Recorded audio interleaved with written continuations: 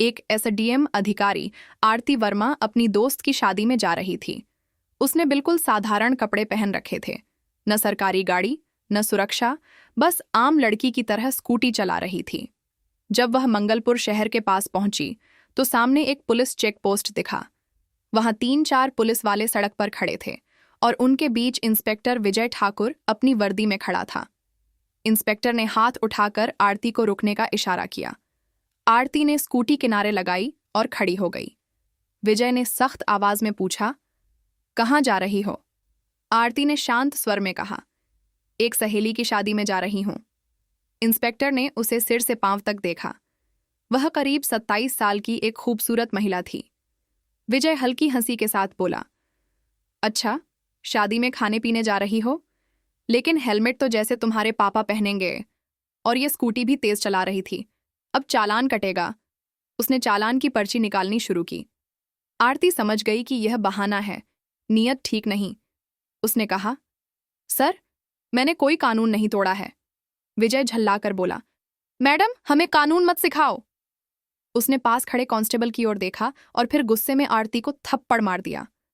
आरती का चेहरा एक पल के लिए घूम गया, लेकिन उसने खुद को संभाल लिया। उसकी आंखों में गुस्सा साफ झलक रहा था। विजय हंसते हुए बोला, इसमें बड़ा घमंड है। इसे थाने ले चलते हैं, वहीं समझेगी पुलिस से कैसे बात करनी है। एक कांस्टेबल ने उसका हाथ पकड़कर खींचने की कोशिश की। आरती ने झटके से हाथ छुड़ाया और बोली, हाथ लगाने की कोशिश मत करना, वरना अंजाम अच्छा नहीं होगा। यह सुनकर विजय और भड़क गया। उसने एक और कांस्टेबल को इशारा किया। वह आगे बढ़ा और आरती के बाल पकड़कर खींचने लगा। दर्द से वह कराह उठी, लेकिन उसने अब तक अपनी असली पहचान उजागर नहीं की थी। वह देखना चाहती थी कि ये लोग कितनी नीचता तक जा सकते हैं। इसी बीच एक पुलिसकर्मी ने गुस्से में उसकी स्कूटी पर लाठी मार दी और बोला, बड़ी आई शरीफ बनने वाली, अब तुझे खिलौना बनाएंगे। आरती अब समझ चुकी थी कि मामला कहां तक जा सकता है। इंस्पेक्टर की आंखों में गुस्सा और पागलपन था। वह चिल्लाया, तेरे जैसे बहुत देखे हैं, आज तेरा घमंड तोड़ देंगे। उसे घसीटकर थाने ले जाया गया।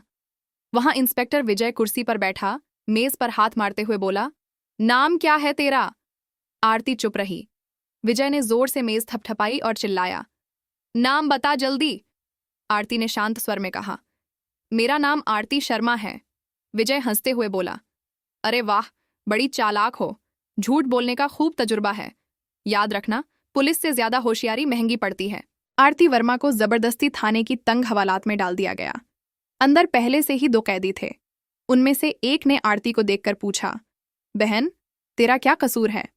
आरती हल्की मुस्कान के साथ चुप रही। वह बस देख रही थी कि यह पूरा सिस्टम कितना सड़ चुका है। अगर एक एसडीएम को बेवजह जेल में डाला जा सकता है, तो आम आदमी की हालत की कल्पना भी नहीं की जा सकती। वह कोने में बैठ गई, चारों तरफ हो रही हर हरकत को देख और समझ रही थी। उधर इंस्पेक्टर विजय ठाकुर अपने कमरे में झूठी रिपोर्ट तैयार कर रहा था। उसने आदेश दिया, इसके ऊपर चोरी और ब्लैकमेलिंग का केस डाल दो।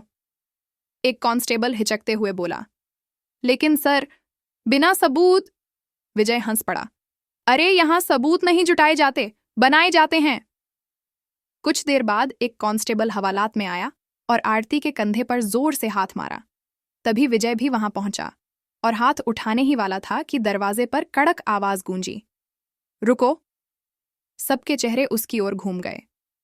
दरवाजे पर सीनियर इंस्पेक्टर संजय वर्मा खड़ा था, जिसकी छवि बाकी अफसरों से बेहतर मानी जाती थी। उसने भीतर झांककर देखा और आरती की हालत देख उसका चेहरा गंभीर हो गया। संजय ने पूछा, ये सब क्या हो रहा है? विजय ठाका लगाकर बोला, कुछ नहीं सर, बस एक औरत ज्यादा अक्कड़ दिखा रही थी, उसे सबक सिखा रहा हूं।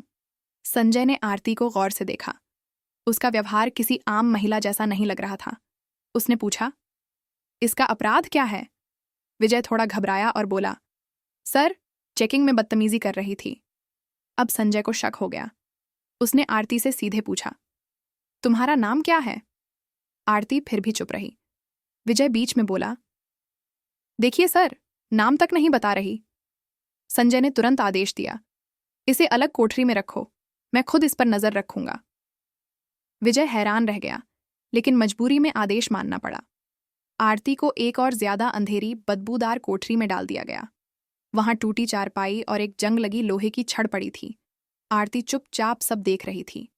कानून अब सिर्फ फाइलों में रह गया है, असल जिंदगी में बस मनमानी चल रही है। इसी बीच एक कांस्टेबल दौड़ते हुए आया और बोला, सर, बाहर एक बड़ी गाड़ी खड़ी है। विजय चौंका।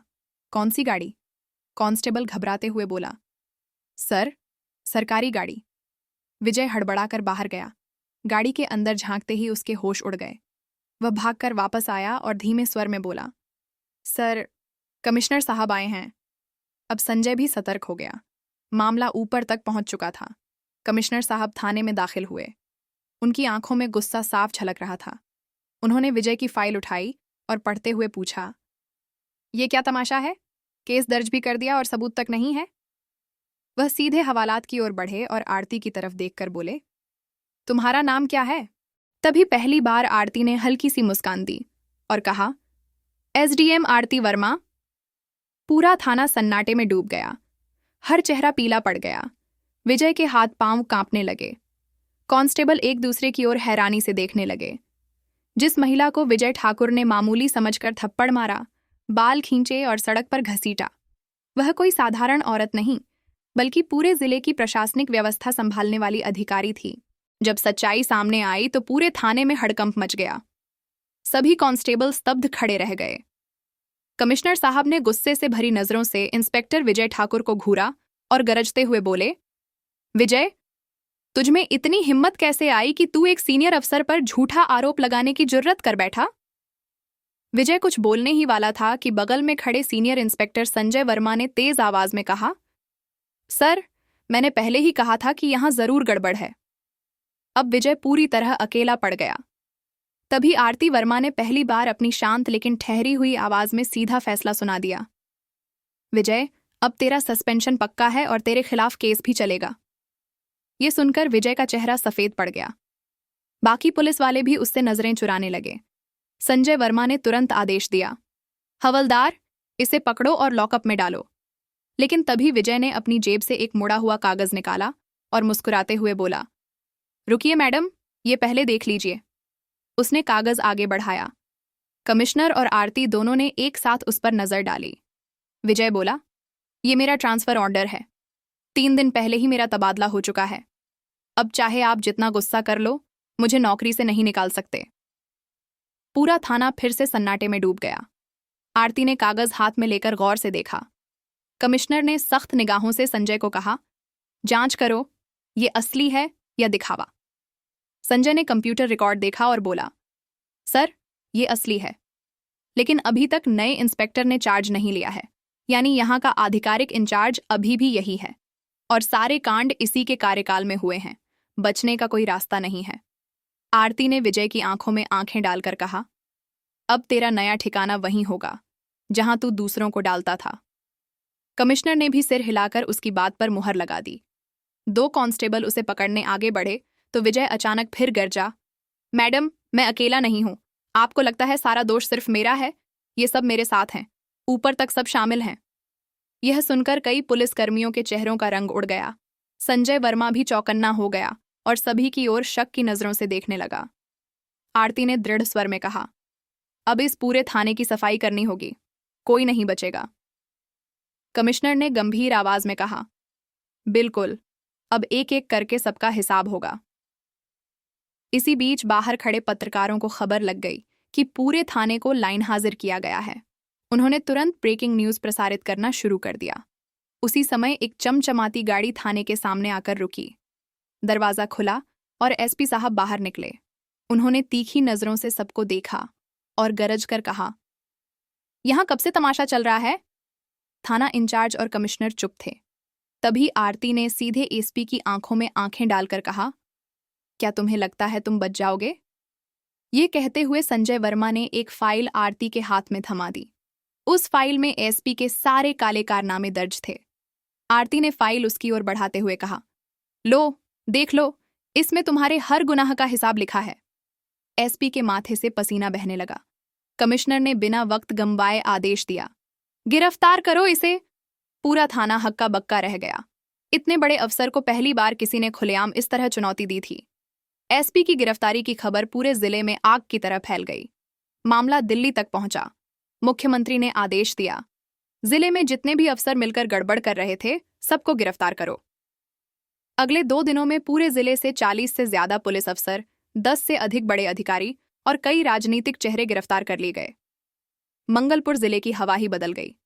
अब हर जुबान पर सिर्फ एक ही नाम था, एसडीएम आरती वर्मा। उस महिला की ईमानदारी और साहस की चर्चा चारों ओर थी, जिसने पूरे सड़े गले सिस्टम को हिलाकर रख दिया था। अब प्रशासन में एक नई सोच, एक नई गति और सबसे अहम, एक नया डर आ गया था। कोई भी यह कहने की हिम्मत नहीं कर सकता था, मुझे कुछ नहीं होगा।